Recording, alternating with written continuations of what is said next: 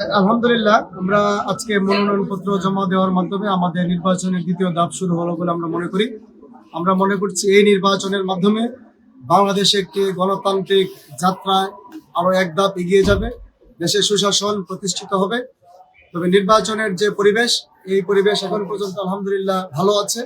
তবে কোথাও কোথাও আমাদের দলীয় কর্মীদের, আমাদের ভোট কর্মীদেরকে রোড লেভেলে হুমকি দামকি দেওয়া হচ্ছে, ভয়ভীতি দেখানো হচ্ছে। আমরা আশা করি যে অতি দ্রুত কর্তৃপক্ষ এটা পদক্ষেপ নেবে, একটা লেভেল প্লেইং ফিল্ড নিশ্চিত করবে বলে আমরা আশা করি, যেন মানুষ নির্ভয়ে নিশ্চিন্তে তাদের ভোটাধিকার প্রয়োগ করতে পারে।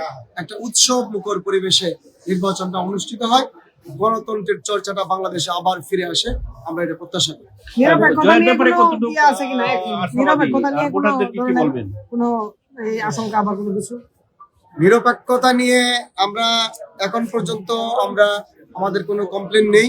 তবে আমরা প্রত্যাশা করি প্রশাসন সবাইকে সমান সুযোগ নিশ্চিত করার জন্য পদক্ষেপ গ্রহণ করে।